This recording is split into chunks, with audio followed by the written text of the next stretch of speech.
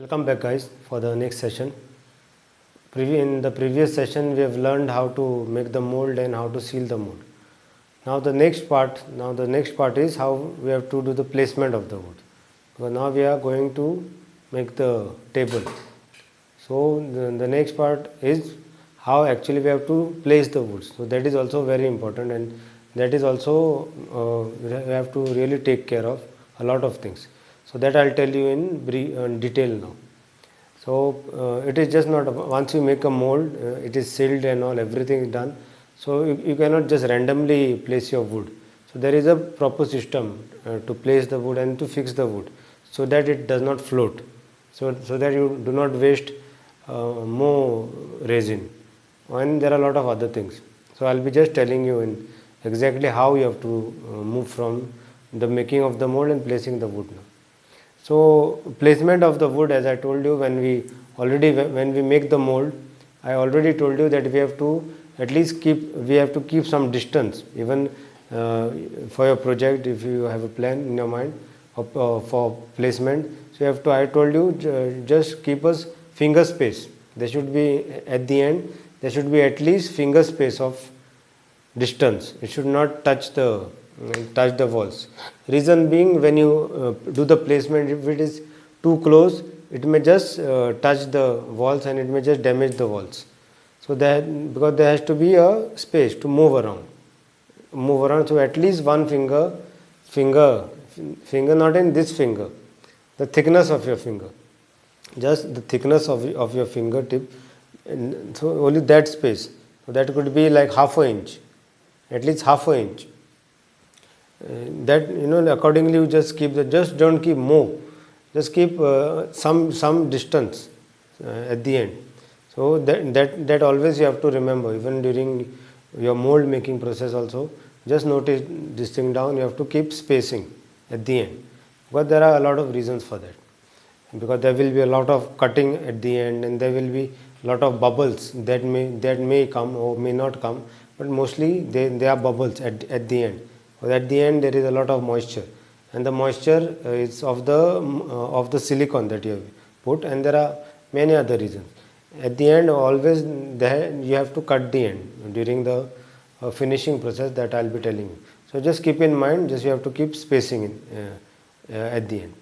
So after the spacing, moving forward is you have to fix the wood now. Now after you do this thing, now you have to fix the wood accurately and in proper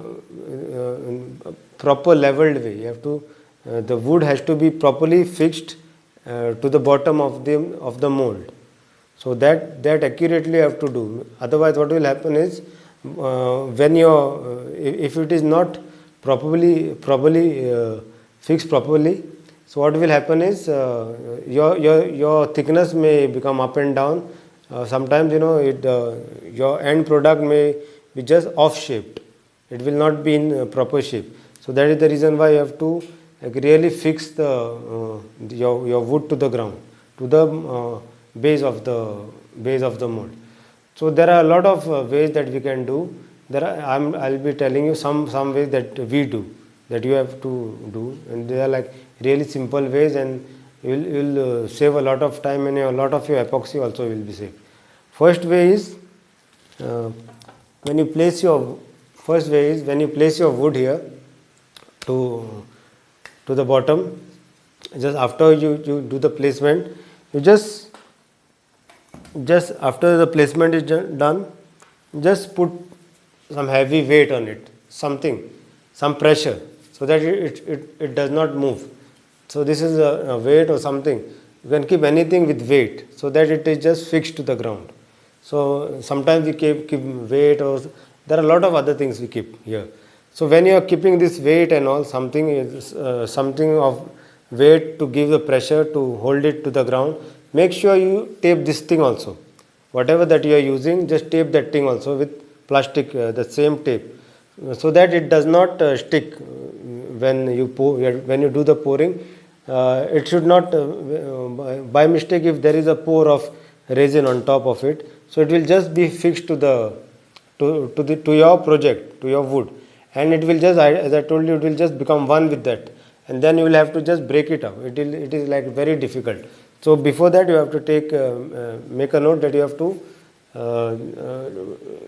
put plastic around it, tape it, so that it becomes smooth. It's kind of, you just have to laminate it basically. Whatever that you keep on top of it, just laminate it.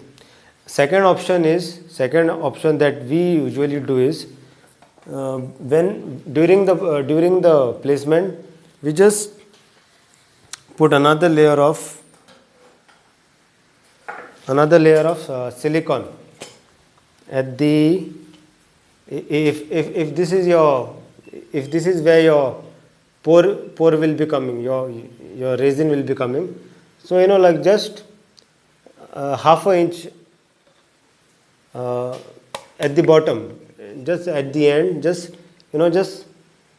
half an inch here, you have to just apply a silicone, just like how you did for your mold. Just apply the silicone now towards the end here, and you have to just apply, and then you put it on the ground, put it on the base, and then you keep the weight on top of it.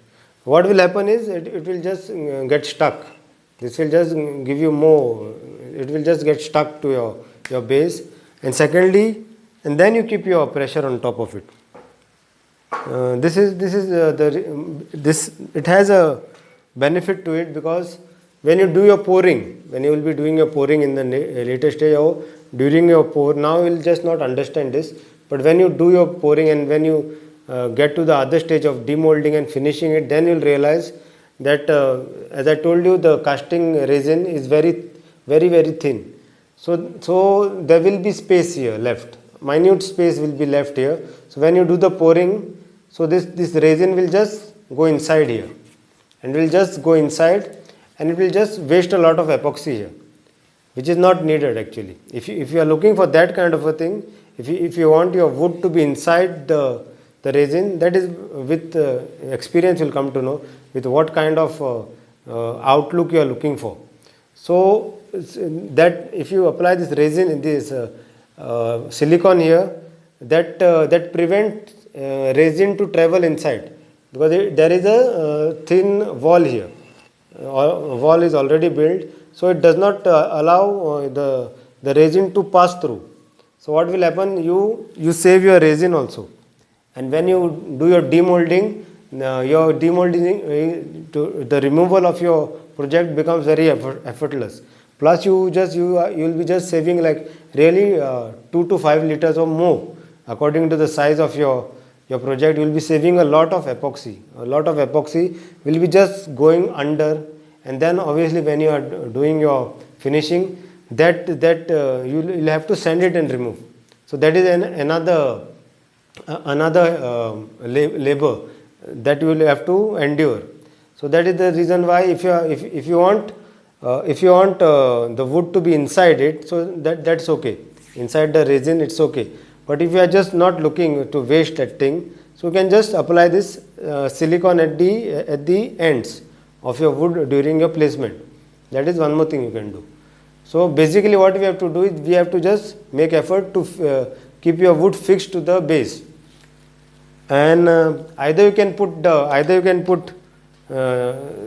keep pressure with the weight, or there are this kind of C clamps available in the market, where you just have to just clamp it at the end. You have to just clamp it to the table. It's very easy. You'll just come to know. It's all meant. This is already with plastic seal, because it will not get stuck to it. It has a plastic cover to it. See, it is already done. So it will just not get stuck to your wood pieces. So now clamping, and you can either clamp it or either you can keep weights on it. Reason is you have to just the main idea behind this is you have to fix it to the base. Either you fix it, do the placement with a finger thickness spacing at the end, and then just fix your wood. Keep weights on top, either clamp it, or one more thing you can do is just put silicone inside. Silicone towards the, not absolutely towards the end, because absolutely if you put your silicon at the end and it will just come out. So you just make sure, just like just put it inside your wood, just towards the, just don't apply here at the end. So what will happen when you press it, this will come out. So use like this is you have to just apply it here slightly inside, so that when it is, the pressure is put, it should not come out, the silicon. So that you will just understand when you do your projects and all.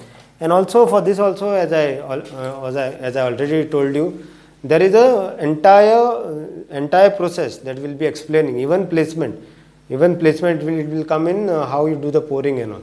So there will be a special course on, it will be detailed explanation of all this thing, everything that I tell you. There will be a detailed discussion, detailed course on each and every subject, each and every topic in minuteness. So that is there. So now this is the end of this part of the placement. Now we'll be doing the pouring part.